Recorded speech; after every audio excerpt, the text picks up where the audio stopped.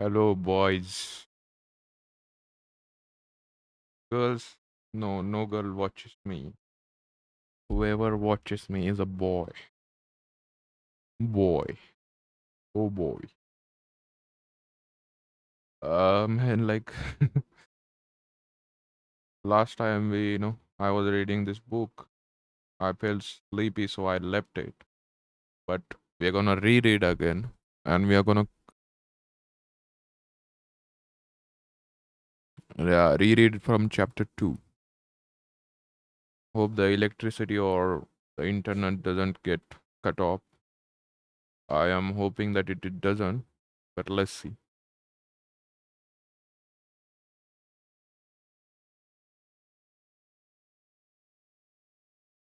Chapter 2: The Essential of Logical Structure. Relation and elements. In the previous chapter, it was said that logical form of thing depends upon its structure or the way it is put together. That is to say, upon the way its several parts are related to each other without adding or subtracting any of the factors in the composition of things. We may utterly change the character of each to each other. For instance, consider the three names Ronald,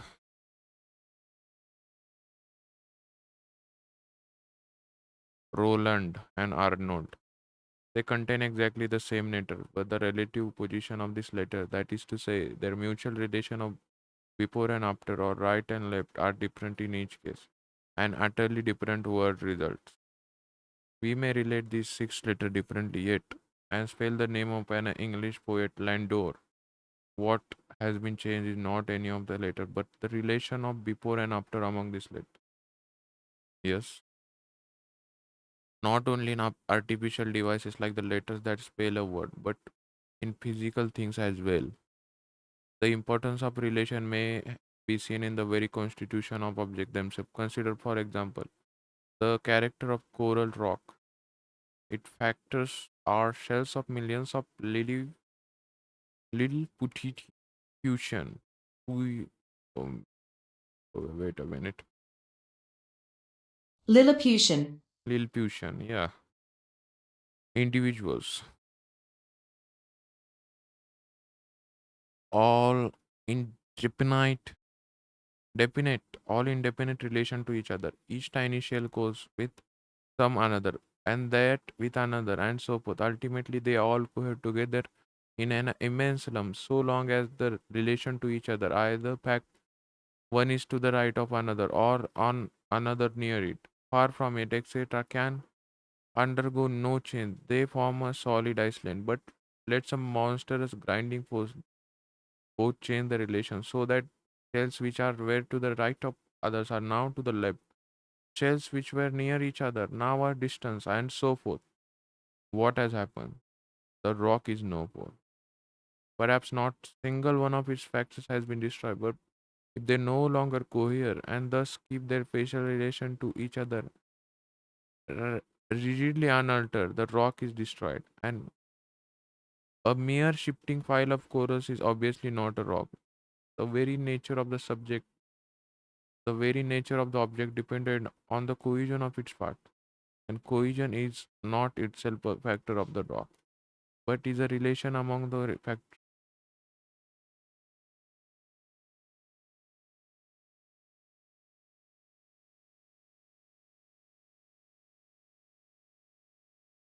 Okay.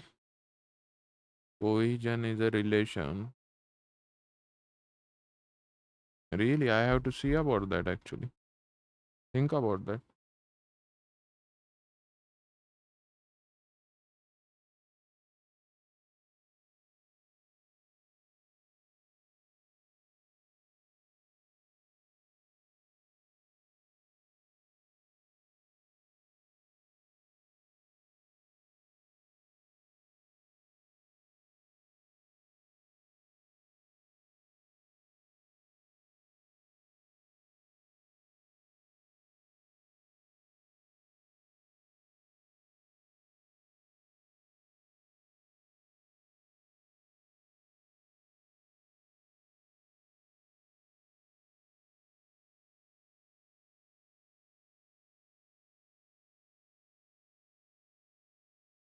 A mere, not rock. The mere nature of object depended on the cohesion of its parts.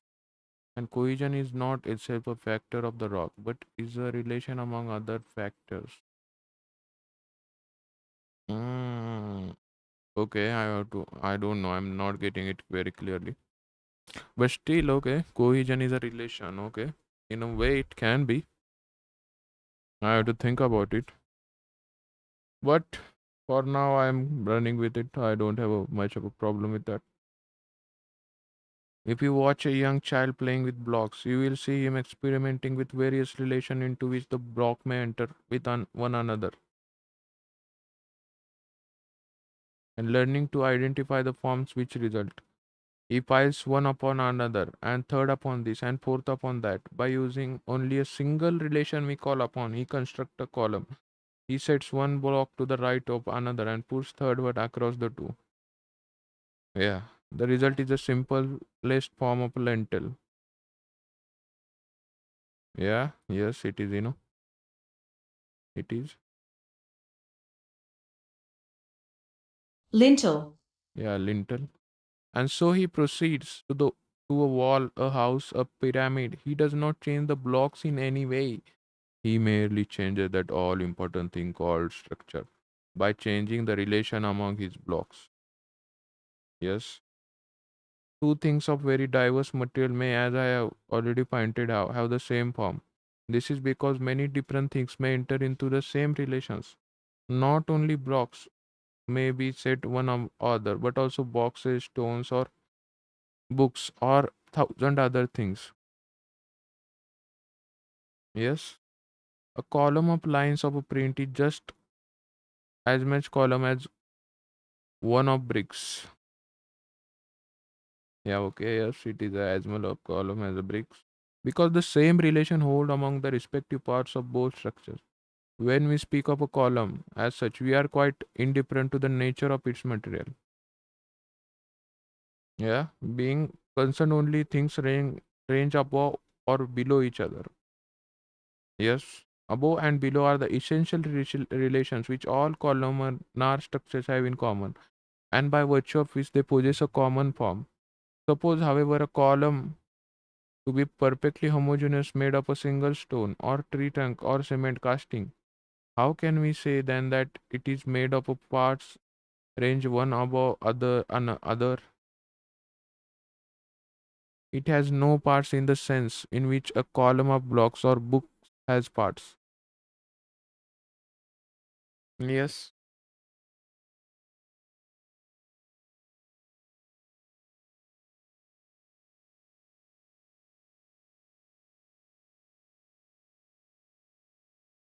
there are no dividing lines. What is supposed to above what? Well, for another thing, top is also the base. Also, if we draw parallel rings around the column, yeah, any such ring will be above or below any other. The rings divide the column into imaginary parts, which are ranged in order. We may draw an infinite number of rings, but this relation will always be above and below, I guess. Will be above or below any other. These rings divide the column into imaginary parts, which are ranged in order. We may draw an infinite number of rings, but the relation will always obtain among them. In the previous chapter, I pointed out that the elements in a structure need not be physically separate, first existing alone and then brought into combination. They must only be conceptually distinguishable, and ideal parts are geometrically distinguishable, though they be set apart from each other by artificial or even purely imaginary lines. Therefore, even though a column be composed of pieces set upon one another, column be not composed of pieces set one upon another, it does allow us to conceive of its possible section as arranged in this fashion, and it's simply on the basis of such conception we call an upright beam or obelisk, or even the air in the chimney or the mercury in thermometer tube a column. We can distinguished parts among which the governing relation of the column form holds.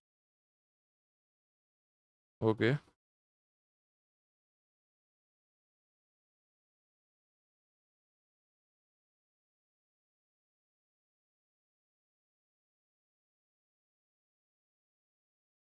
Since the related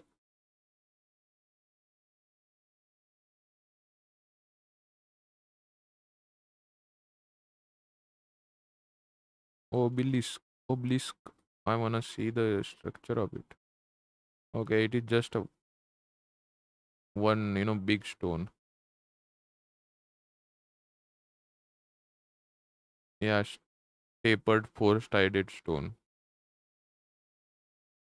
What is this? Relations and elements. Relation.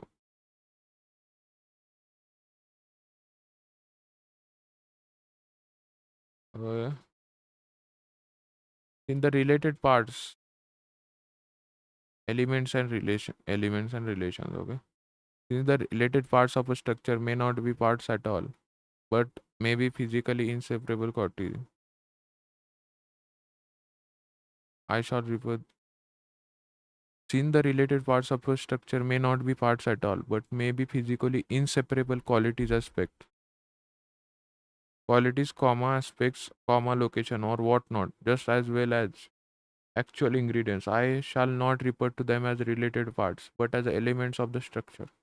Thus, in a column, whatever is ranged above or below something else is an element.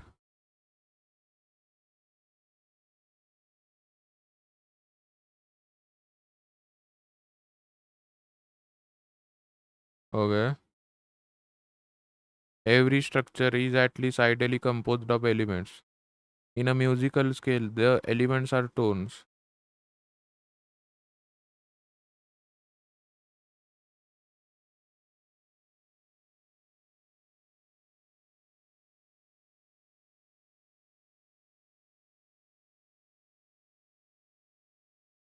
Oh man, like my mind was wandering around in other thoughts, so I didn't read it carefully. But I think this is important here. We have to write it, as here is the a good example of element definition of element is given here. I'm gonna write it down.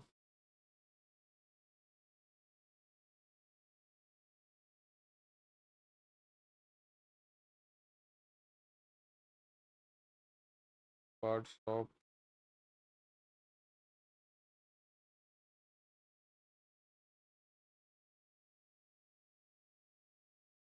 structure may not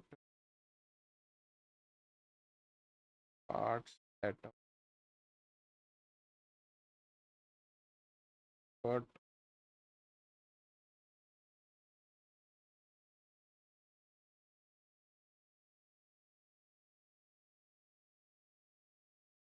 inseparable. Yeah, okay. Quality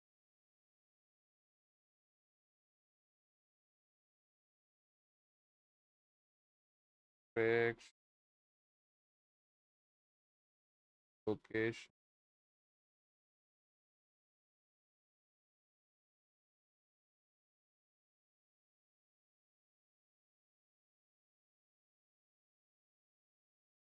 just as well as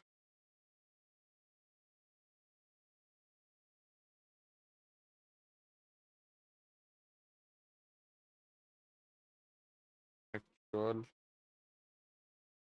in the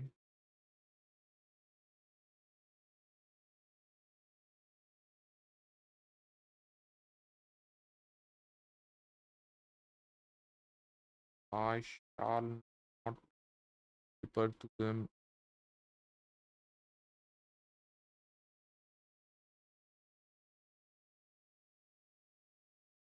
as related parts.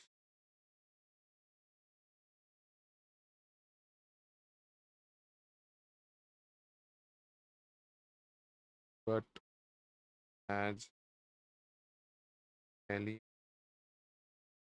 of the structure.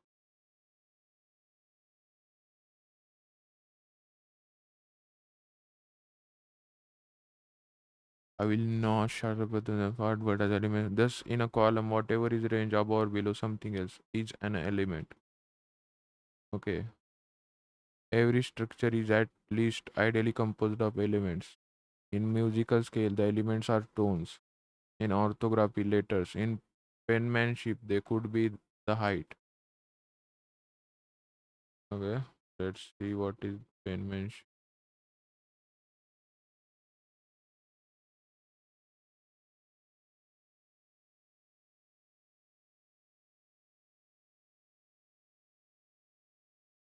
They could be height, curvature, and slant of lines which compose letters.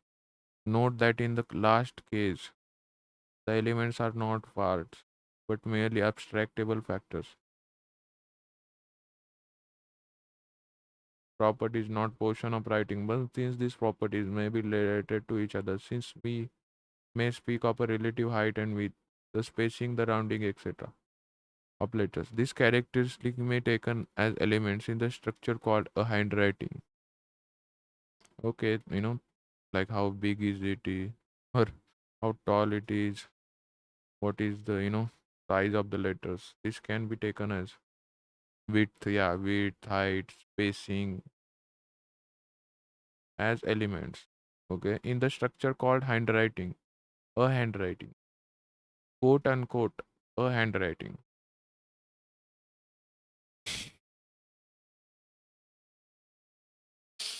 Likewise, in judging a musical instrument, say a violin, one consider the proportion among certain attributes of its sound, the timbre, clarity, volume. I don't think that is timbre, that is timbre.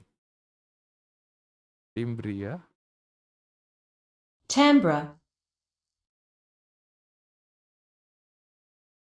Timbral. Timbral. Okay, man, like don't fucking fuck with us now.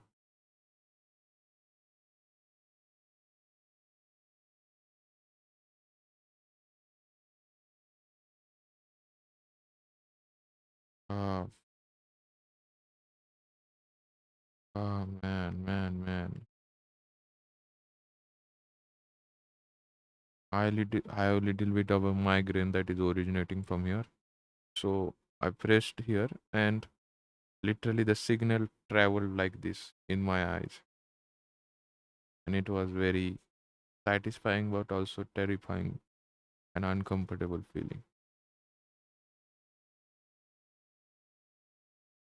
And likewise, judging instruments, say a violin, one considers the proportion among certain attributes at the timbre or what. Let me hear it once again. Oh man. Oh god.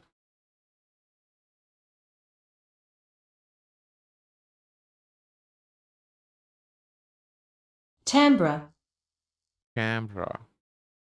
But it is timbre, like there is a E, there is not A there.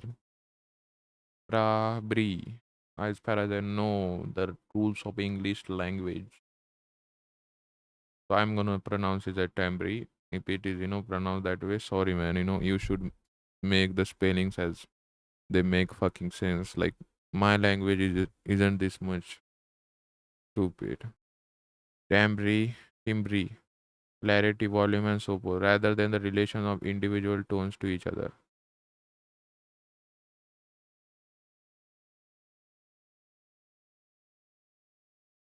Clarity, volume, and so forth, rather than the relation of individual tones to each other.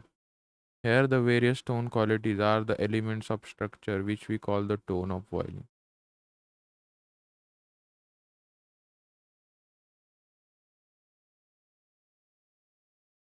They are not separable parts of anything, but only distinguishable in conception.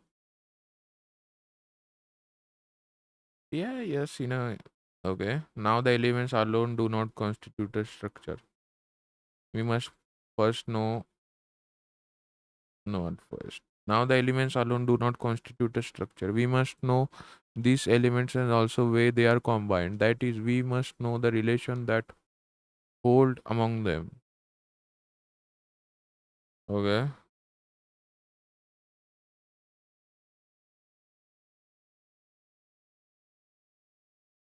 In forming a conceptual picture of a construct, as do we describe when we described it in language, we must have items in the language pictures to stand for the elements, and also items of language to present in relation. There are so many ways of relating elements that relation must have names.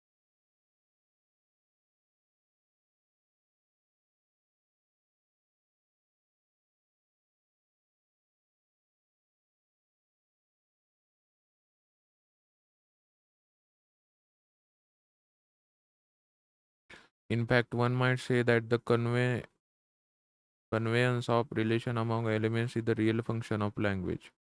If our interest centered entirely upon things, we would not need the whole system of nouns and adjectives, verbs and prepositions, which we call a language. Grunts and demonstrative gesture would serve almost all purposes of communication. But relations are not things we can point to. They cannot be known by pure acquaintance. A knowledge of how the elements of a thing belong together is always a knowledge about this thing and requires a logical picture, such as grammatical word picture for its expression.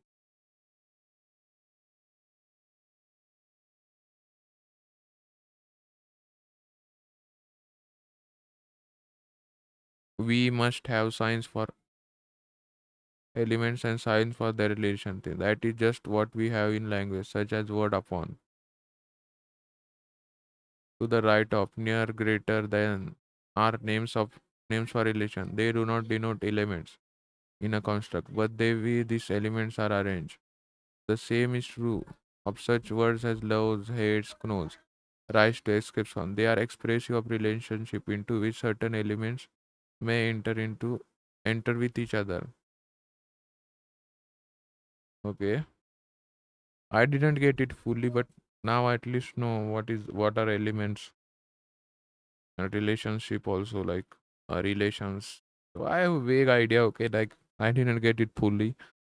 I'm not gonna read it once again. I have already read it, and I will read it another time, or maybe things will get difficult, and I have to understand it once again. Then I will come back to here.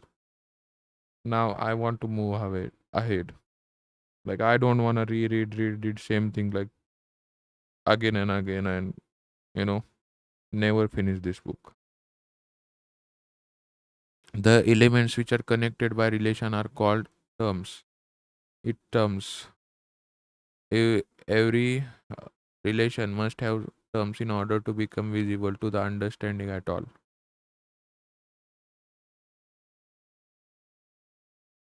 Hmm.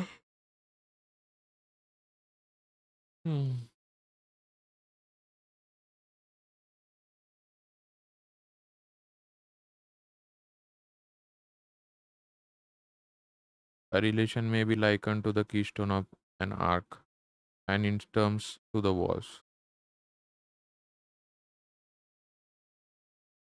which are combined by the keystone at the same time its sole supports. I really don't know what is a keystone. I don't know what means wall.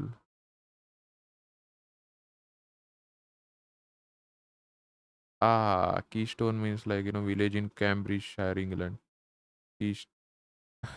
I mean, that is Keystone. We need Keystone. Uh,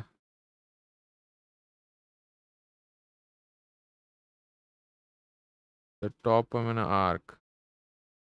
What is an arc, man? An inverted U shape. Okay, is okay. So the top of arc is a keystone, and at the same time are is sole supporters.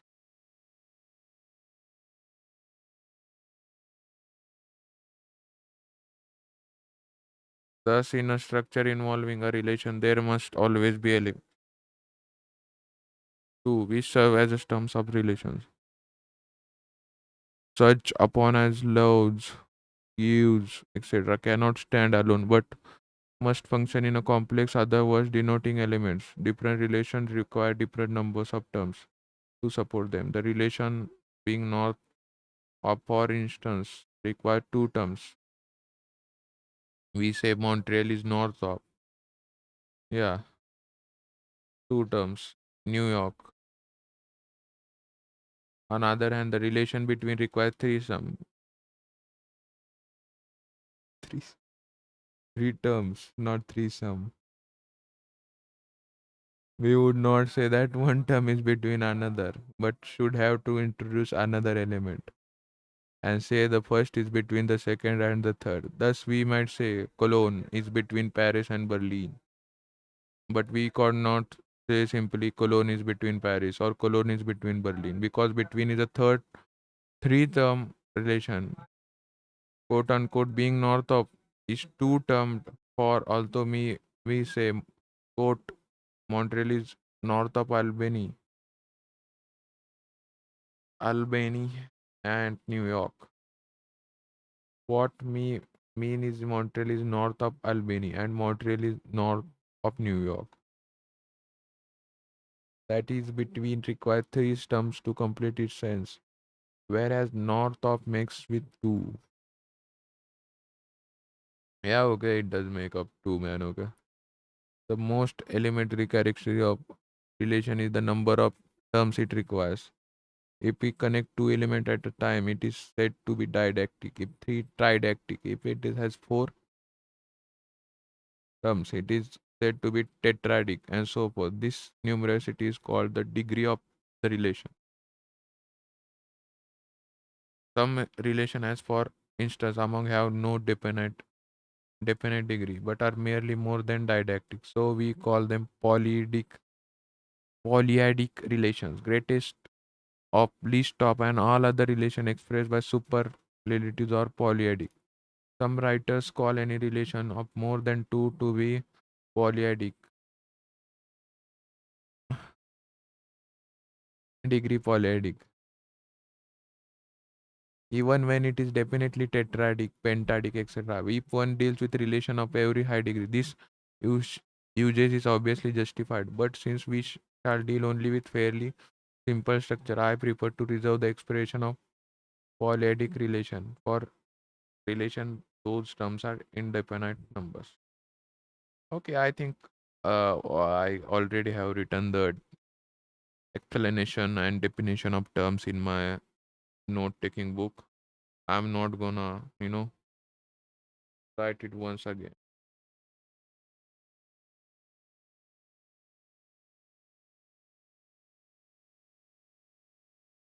We are gonna move to propositions.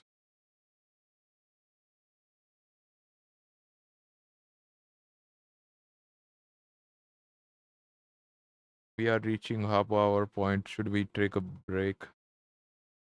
My mental friends.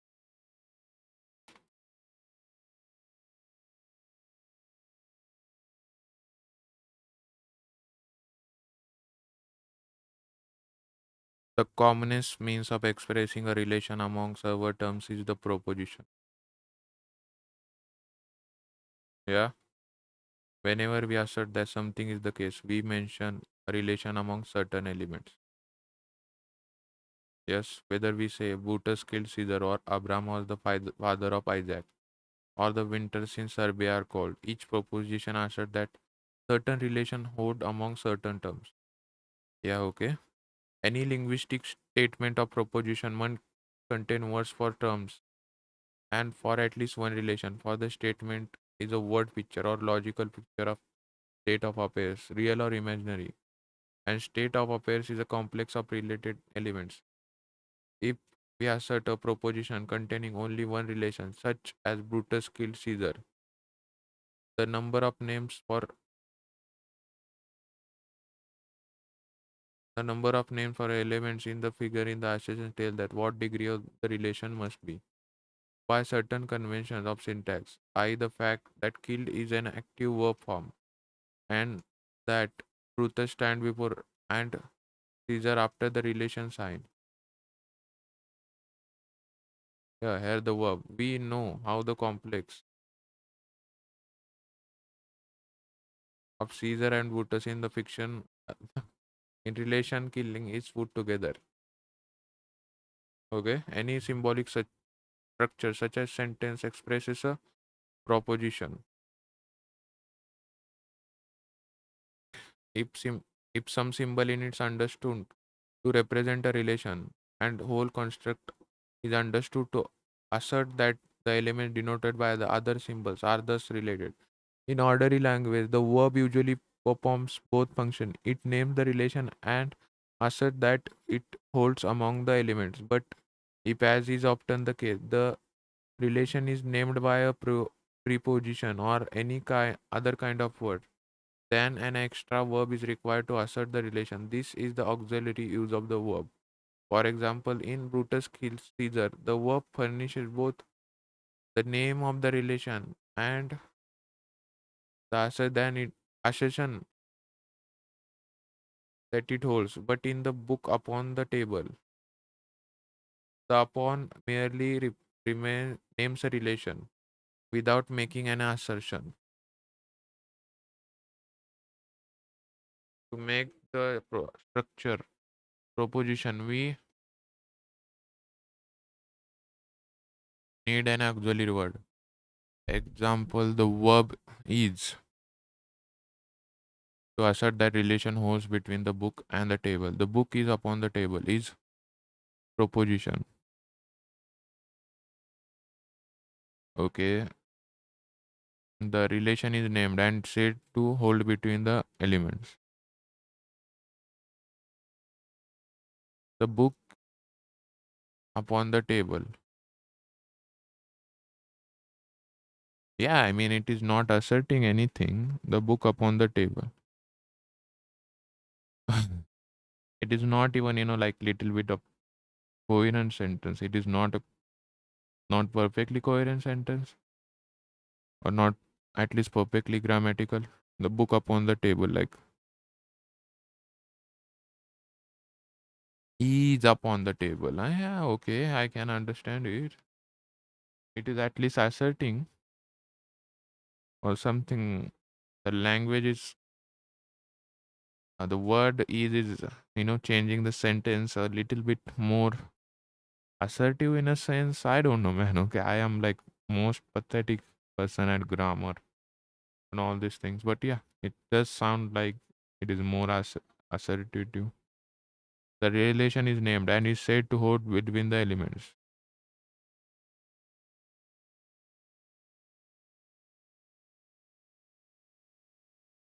Natural, poor natural language and logical symbolism. Unfortunately, in the matter of picturing the exact logical structure of state of affairs, in expressing proposition, language is very elusive.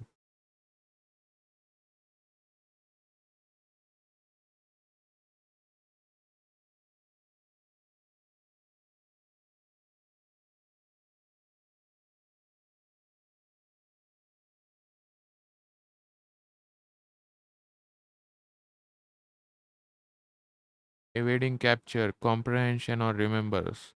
The elusive criminal was arrested.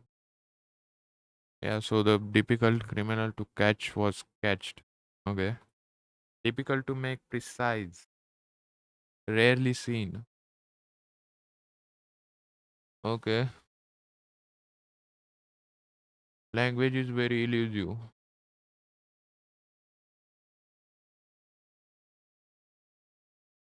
Okay. Yeah, for me the third was the more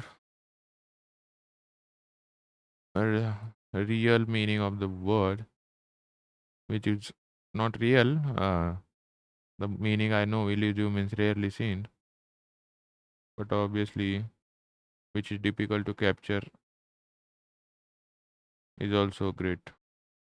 Can be also be understood as elusive in the plus space. It does not by any means employ certain kinds of symbol for terms and reserve other for relations. Very broadly speaking, nouns represent elements and verbs, okay, relations.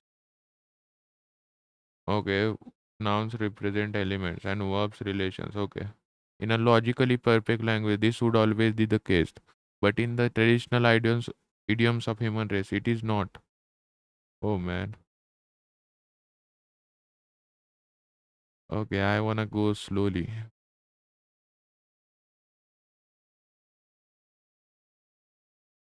It is not. We use all sort of word complexes, sort of syntactical devices to convey now elements, now relations, so that language, natural language, if we were to take it as a guide, would often lead us into logical analysis. I am literally fucking skipping words. I think I should take a little bit of break. I'm not feeling sleepy, but I'm feeling thirsty.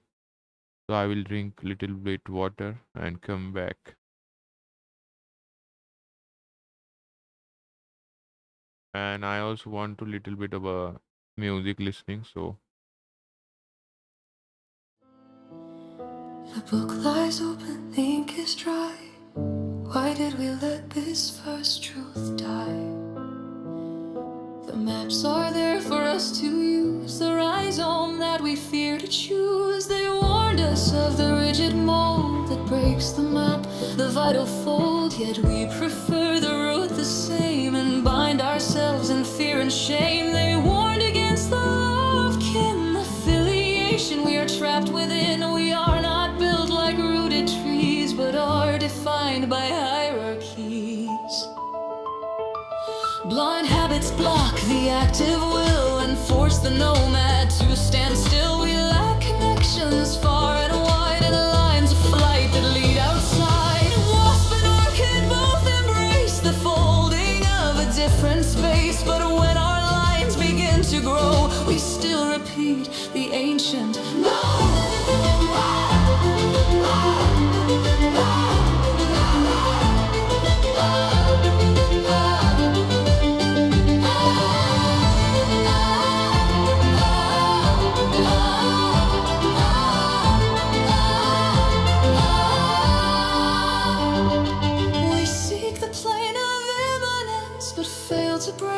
Common sense, for now the tree of power stands and grips the world with rigid hands. So this remains a scholar's thought, a battle promised but unfought.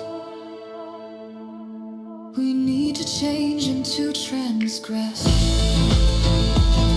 But fear the middle's raw excess. We yearn to change and to transgress and seek the strength to whisper yes.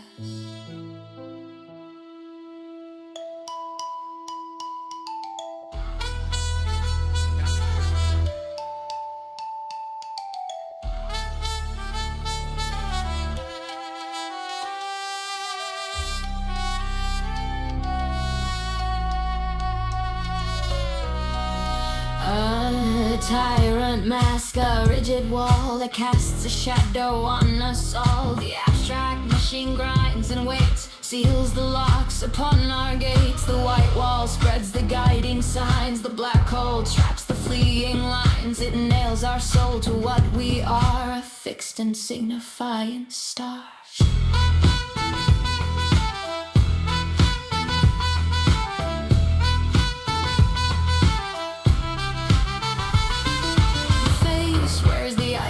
Of the past, the face of Christ designed to last. The social code we have to learn. The boss, the father, cold and stern. They trap existence in a gaze, reduce our lives to sinful ways. This serves the sign, applies the seal to make the ruling order real. But hope arrives in whispered art, a chance to tear the mask apart, to see the face. Just a field of lines and colors unconcealed, a swarm of traits we shall become, unthinking from the marching drum, a defacializing act of grace.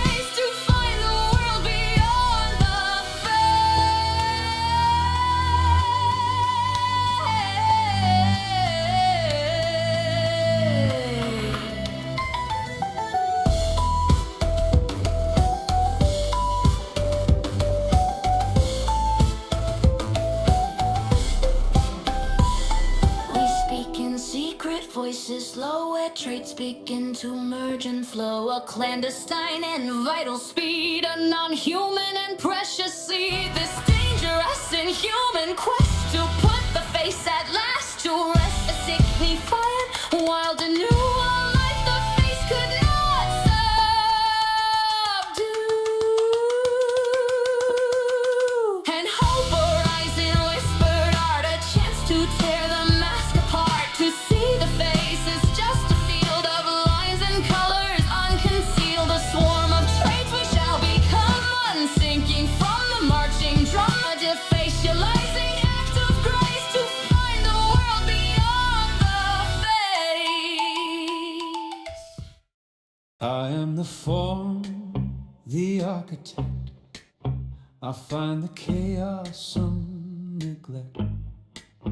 I find the smooth, the empty field, and build the wall that is your shield. I find the flow, the water's force, and steer it to a steady course. I am the capture, I am the code. I tame the wild, I pave the road. Ah, you are this and that. Okay. We use all sort of word complexes, all sorts of syntactical devices to convey now element, now relation, so that lecturer language, if we take it as a guide, would often lead us to into wrong logical analysis. For instance, wife is a noun, and in the proposition Jones killed his wife, it denotes a term.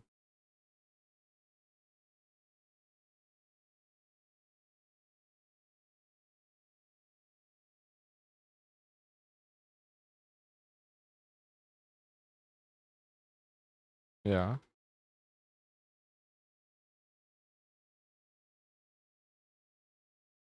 Jonas killed his wife, it denotes a term. Okay, what does denote mean actually here? Third person singular simple. Present indicative of denote. Yeah, I wanna know what the to indicate, to mark.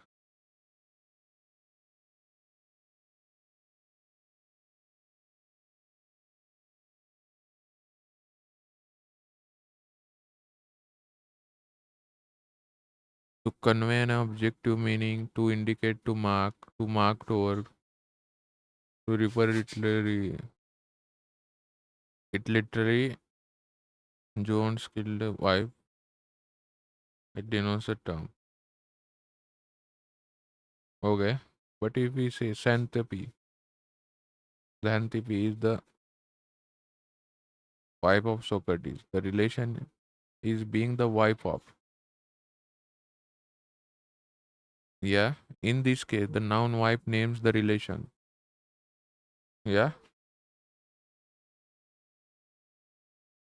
Yeah, and the noun should be ideally element. Huh? Okay. And the verb is assert that it holds between its terms.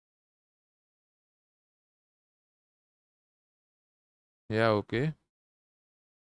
To avoid such ambiguity, as we as well as great many other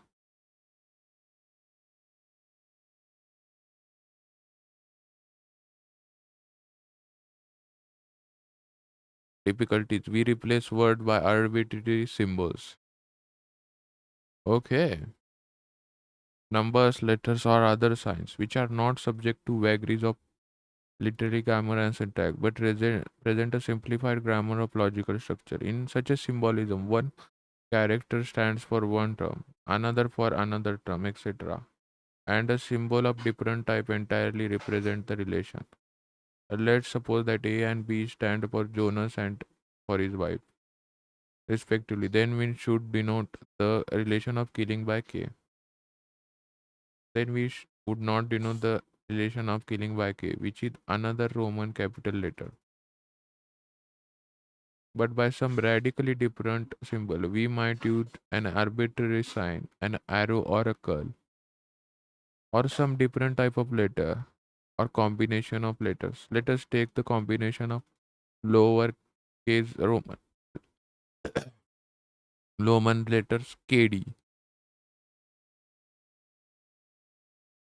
Then the proposition symbolically represents. That's what symbolic logic means, huh? Okay. A killed B. Okay. So KDB. On the other hand, let C stand for Xanthopy and D for Socrates, and the relation is the wife of B represented by WF. The second proposition is then C is the wife of D. Xanthopy is the wife of D. Plato. Yeah, man. Like, okay. There is no danger of confusing wife as a term with wife as a relation. Okay. If one is called B and the other is other WF, uh, show us the structural difference. Okay, that is excellent, I guess. And so that we can read fucking better here.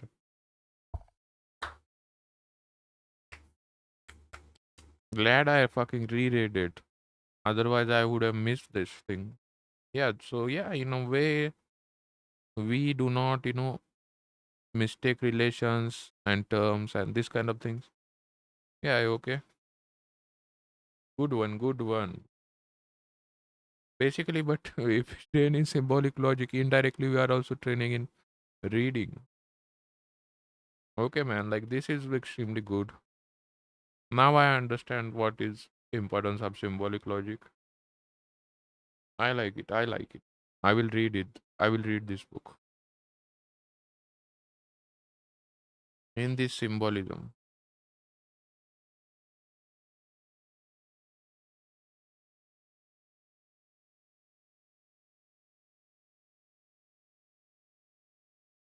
No, no, I cannot do that. It is a strictly frame for children.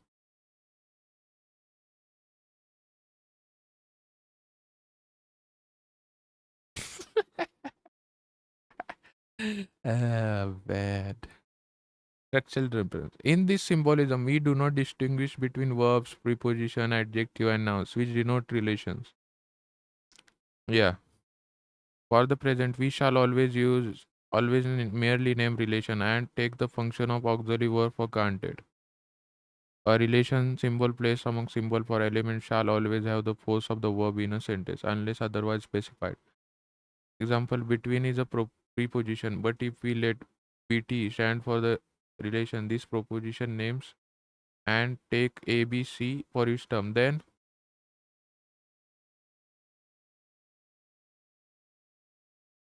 A is between B and C. A, B, T, B, C. Capital A, smaller case B, T, B, comma C. Is read to be quote unquote A is between B and C. Okay.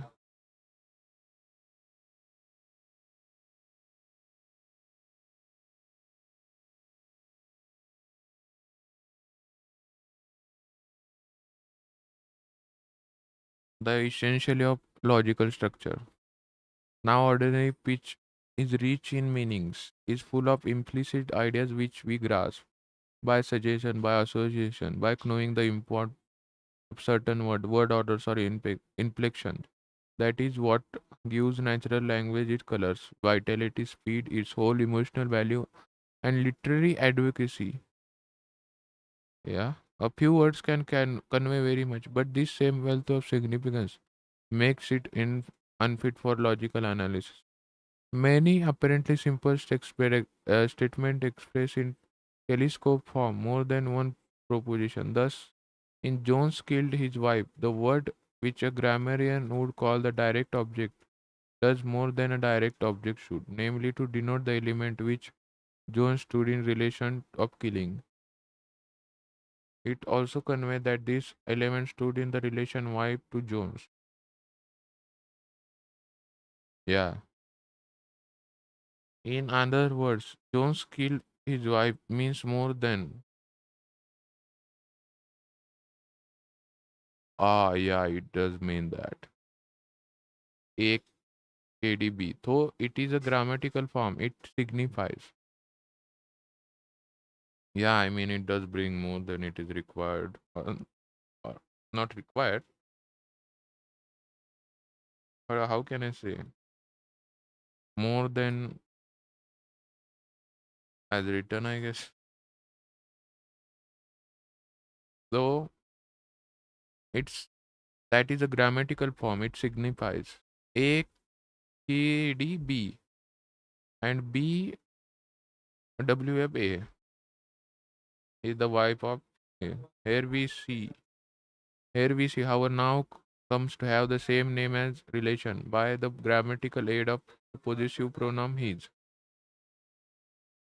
Yeah. It manages to represent the whole proposition, where propositions are thus telescoped into compact linguistic expression it is.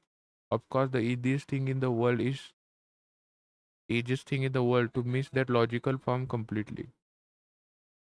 But confusion of elements and relation and the contraction of several propositions into one are not even the only charges to be brought against natural language as the reveal of logical forms. The very nature of the relation may be obscured. A didactic relation may look like a tridactic one, as in the example Addis Ababa. Montreal is the north of Albany and New York. Also,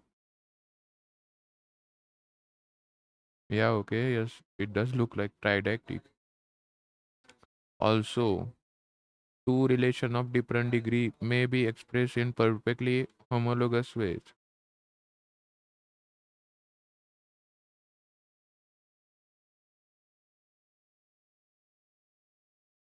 Homologous. Okay, showing a degree of correspondence or similarity. I literally increased the size, but it still has not increased.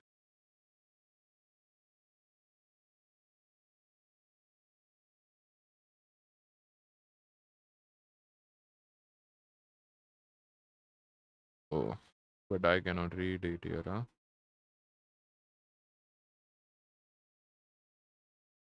Showing a degree of correspondence or similarity, corresponding proportion, yeah, similarity, correspondence. Okay. Also, the two relation of different degree may be expressed in perfectly homologous ways. For example, consider these two statements. First one, I played the bridge with my three cousins. I played chess with my three cousins. Yeah. They seem to present relation of exactly similar structure. But in fact, the relation called bridge playing requires four terms, i.e., it is tridactic, tetradic, whereas chess playing is didactic.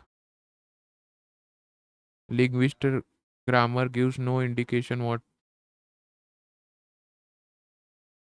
of this distinction. Okay, yeah, I agree with that. You have to, have the understanding of the game instead of the language written there. So yeah, gives. Even I was unable to tell what is even the difference. Like I thought it is also game played by cousins, but how can you play chess with three cousins? That is also okay. You can play one against that. Okay, one has to watch, I guess, or it can be 2v1. But the game itself will always be by two sides only, at least like the common form of chess we know. Whereas chess playing is didactic, linguistic grammar gives no indication whatever of this distinction. But we operate with symbols, the difference of structures becomes immediately apparent. I think the best part about this is that once you know the examples given here,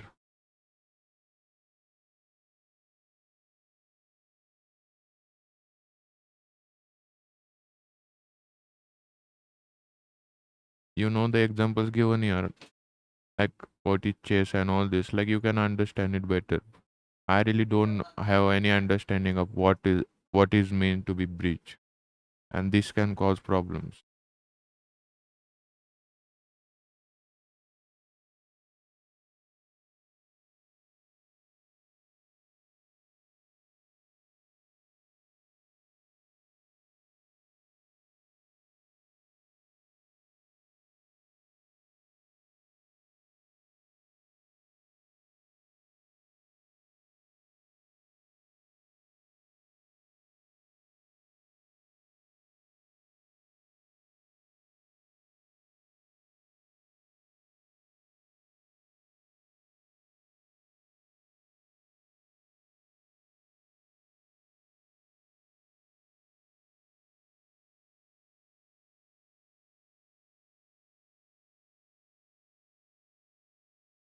So that not having the understanding can little bit of difficult, so it will be even more difficult for a person who doesn't have entire access to the language itself.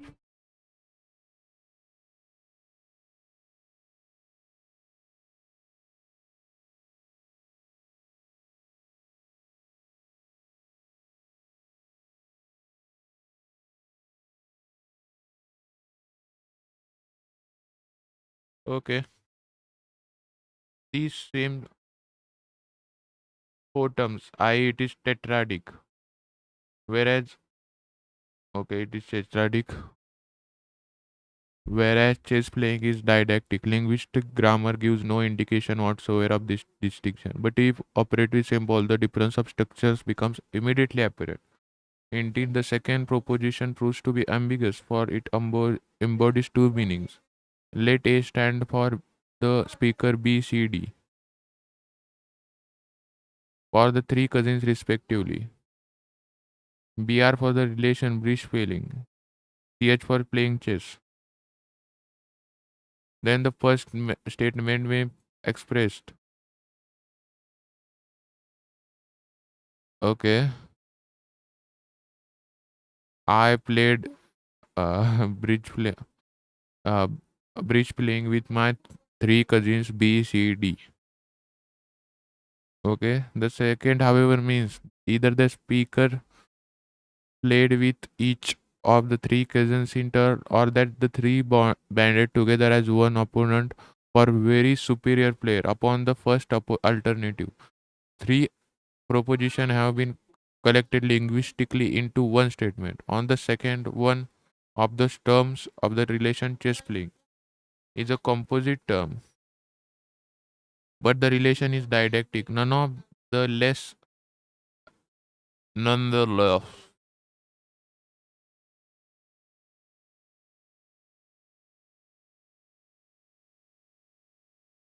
nonetheless, if we choose the former meanings, the symbolic rendering would be I played chess with my first cousin. I played chess with my second cousin. I played chess with my third cousin. Or later we would write A played chess with B, C, D. But upon either assumption, it is evident that BR,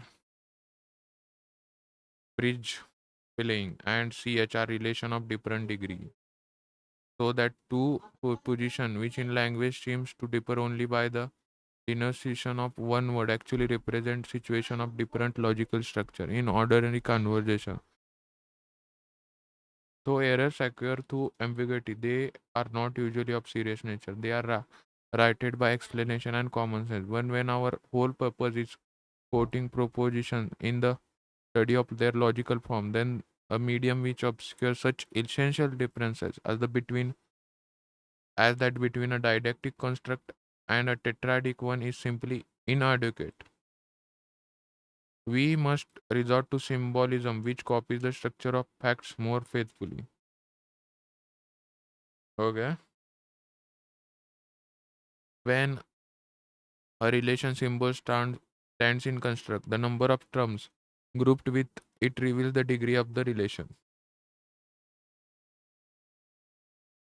But when it's actually not used, but merely spoken of, it's sometimes convenient to have some way of denoting its degree.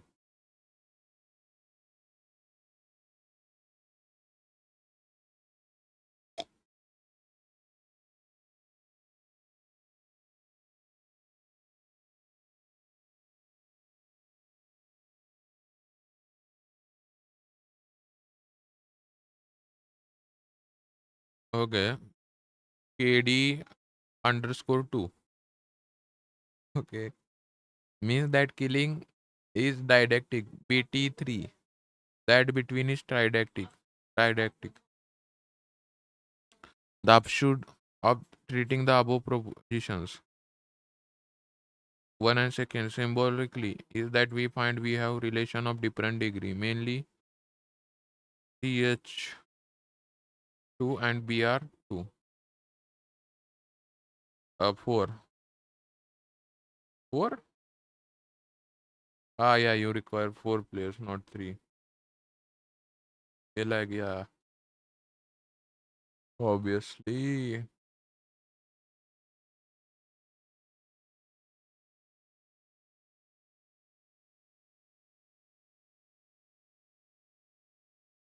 The upshot of treating the above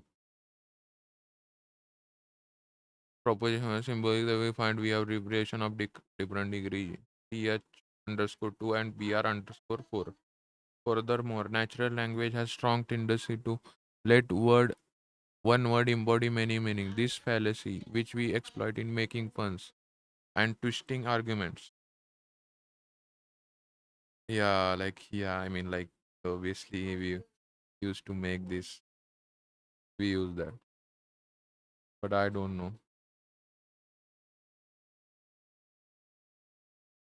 Yeah, okay. Translingual, former, we strike with force to ram pound as a mortar. Use the powder to make to make play on word.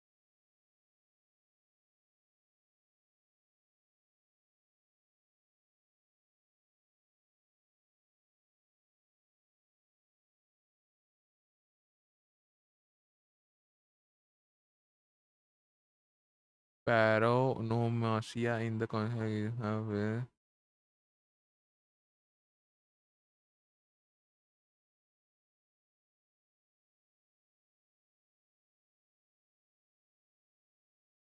yeah, okay. And twisting argument seems at first sight to be another of those weakness of language,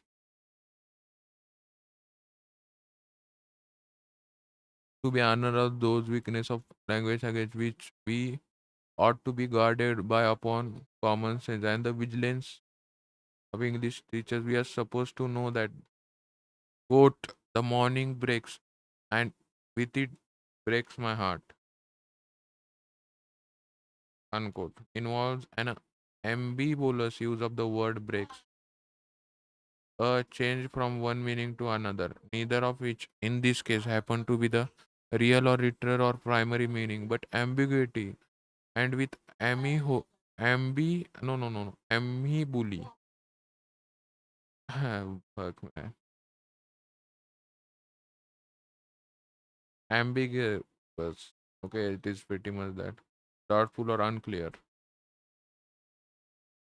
Uh, use of word break, but ambiguity, and with amibuli, especially in words denoting relations, is much more general than ordinary causal reflection would reveal to us, and in logic at least it may have unsuspected disastrous effects.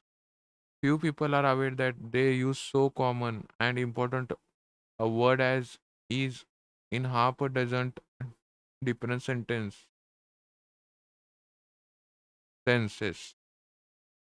Few people are aware that they use so common and important a word as is in half a dozen different senses. Consider, for instance, the following proposition: the rose is red. Rome is greater than Athens. Barbarossa is Frederick I. Barbarossa is legendary hero. To sleep is to dream. God is. In each of the sentence, we find the verb is, but each sentence expresses a differently constructed proposition. Ascribes property to term. Yeah, the rose is a term and red is a property, I guess. Is in second, is it has logically only auxiliary value of asserting the didactic relation greater than. Yeah. In is expresses identity. In third, Barbarossa is Frederick II. Yes. In four, it indicates membership in a class, the class of legendary heroes. You okay? Five. Entailment, sleeping entails dreaming.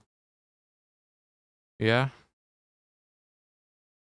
In six, God is, it denotes existence, I guess. No, not I guess, it is written there.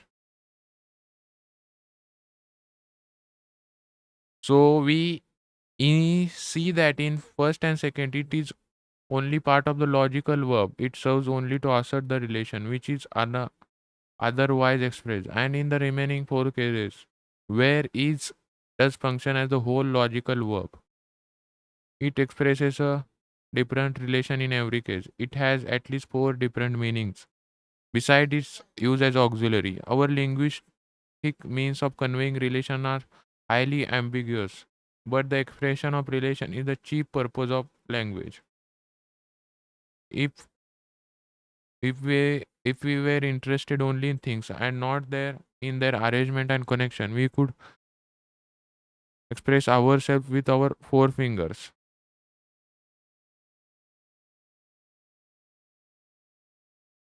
Things are easy to identify. Two beings named John, when actually present, are not likely to be treated erroneously as one person, like the two heroes called the king. Yeah.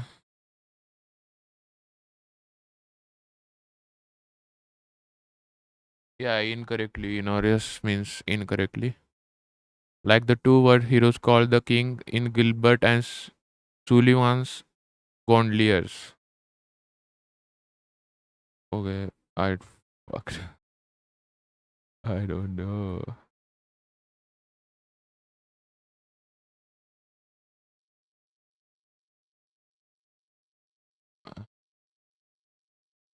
Okay. Uh, Gondoliers. Gondoliers. Because it is the apparent to everyone that there is this John and that John, but two relation named is are very likely to meet with such a fate, because relation become explicitly cone become visible, so to speak, only in discourse. Symbolic expression through word, diagram, or other such means is their only incarnation. So the study of relation is necessarily bound with study of discourse. But if the latter obscures and disguises relation, as it often does, there is no escape from error except by adopting another sort of discourse altogether. Such a new medium of expression is the symbolism of logic. In this ideography, the four proposition wherein is really means a relation would not appear to have a common form, but would wear the badge of that distinction plainly in view. Barbosa equals to Frederick I. Barbarossa,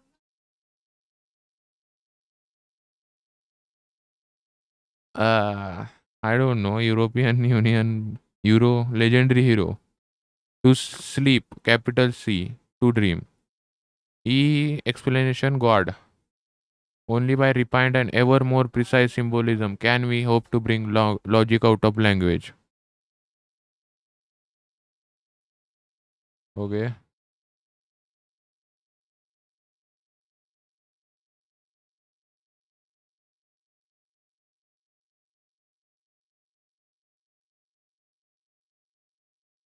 Fifth one, some principles governing symbolic expression. Okay. Since the simplest structures, complexes of one relation and its term ill propositions, we may regard proposition as our first material for analysis, and the task to which immediately address ourselves is the adequate expression of forms, which those propositions really have. The forms involved in their meaning and not their customary idiomatic renderings. Now, this art of expression cannot be learned by thumb rule. Symbolic logic is a new science wherein every student may be something of an innovator, and with expression eh, and with exception of few usages which have become fixed through the classical literature, such as the four signs of different meanings of each quoted above. Everyone is free to introduce any symbol that serve is proposed, but of course one must have some way of knowing explicitly what is sign stands for. That is, one must know that interpretation which is to be attached to it. Therefore, it is advisable to state that a given symbol equals by interpretation a certain term or relation. This phrase is conveniently abbreviated. Quote is equal to in it, identical with, unquote. Thus, in explaining the symbolism in the four proposition above, I should head my discourse with glossary. Oh man.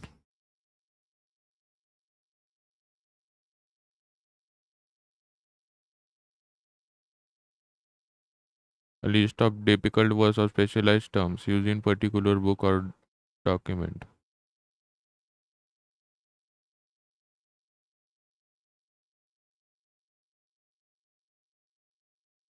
Acknowledged with their definition. Glossaries are often placed at the end of the book to define novel, uncommon, or specialized terms.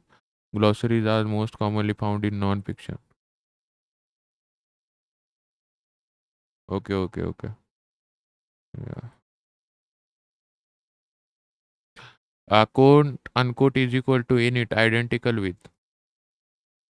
Membership in the class. Capital dark C.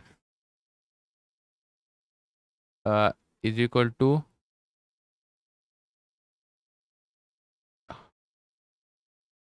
the is equal to is actually not identical with, but actually just is equal to. Identical with entitlement. E explanation. There exists.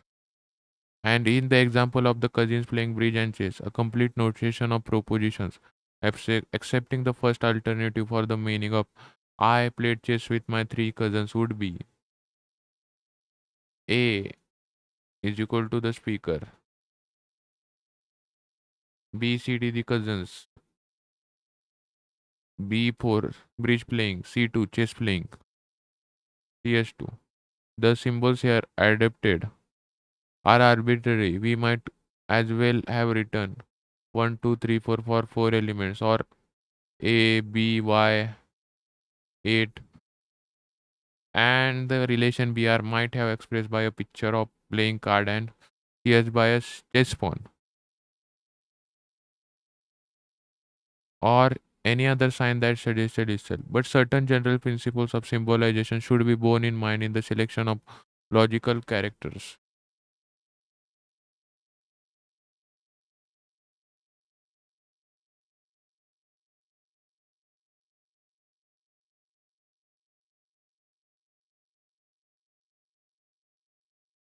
First one,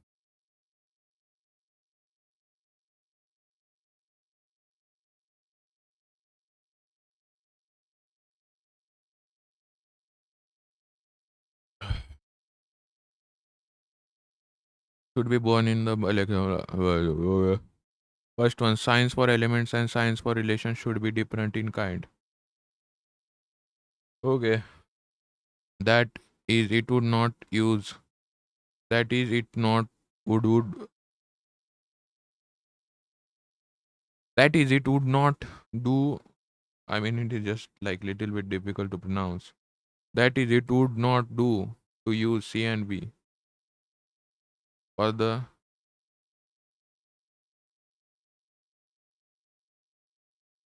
Bye. That is it, dude. Not do. Oh man, it is little bit harder to pronounce. I don't know why. That is it, would not do to use C and B for the relations, nor be advisable to use CH and BR as long as the elements are represented by Roman capitals. Okay.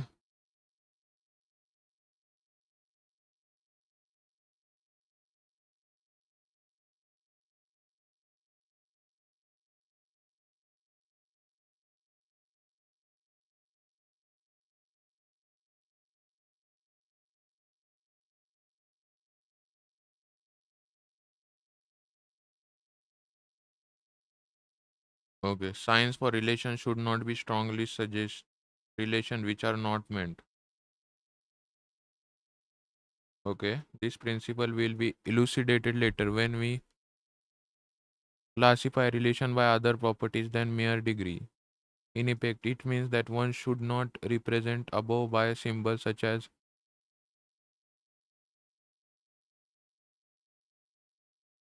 a dot and circle, suggesting within, or to right up by arrow pointing left, or PR by fucking. I mean, this book is funny, man. I don't know. Yes, Pawn. Obviously, it will be difficult. It is advantage to choose symbols that so that would s- they they suggest their meanings. But three, suggestive suggestiveness should never be allowed to interfere with logical clarity or elegance. For instance, if we wanted to state that Chicago lies between New York and Denver, we might well use C for Chicago and D for Chi- Chicago and D for Denver. But to use NY for New York would be confusing because if we use Roman capitals for elements, two use of two letters would suggest some combination of two elements. Okay. If we wanted a more suggestive symbolism than A, B, and C, we might use C, D, and N or C, D, and Y, but not C, D, and Y. Okay. Chicago, Denver, and New York. The assignment.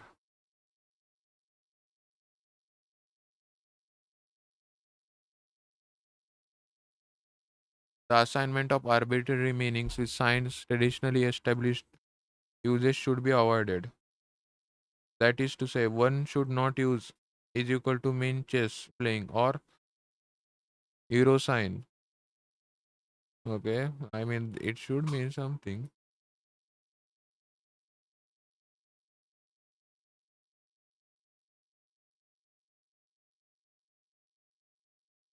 Euro, yeah, it is a euro sign. Okay, for the write up because these signs are preempted for certain important relations and generally used with those connotations. Okay, 5. Signs should be easy to write and to recognize and be compact as possible. A chessman, unless is very highly conventional, would be a poor symbol for CH because it would be too elaborate.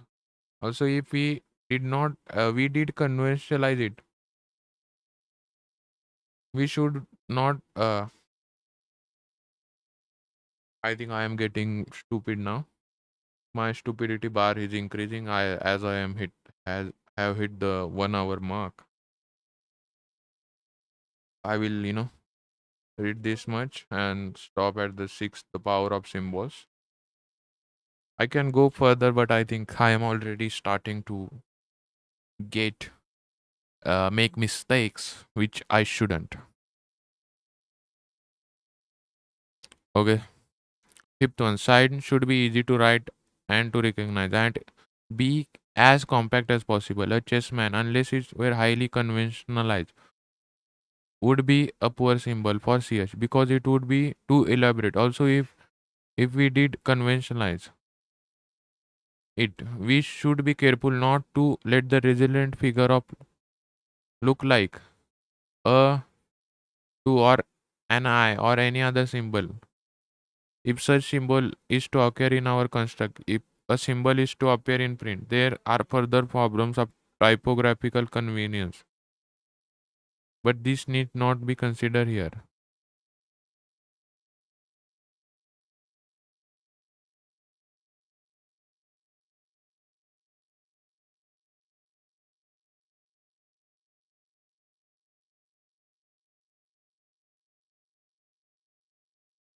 Okay, I think okay, it is really big, and we are gonna stop. We have read it for 1 hour and 21 minutes 25 seconds, and I am absolutely proud of myself. I made it here, and I think I also understand it generally, like 70 to 80%. I think I didn't understand it fully, but I think it should not be, it science should be easy to write and recognize and compact as possible. Conventional would be poor symbol, obviously. Too elaborate. Also, if we did convention, okay, I think it is like pretty commonsensical rules to follow. Yeah. Okay. We will see. We will read it tomorrow. Bye bye.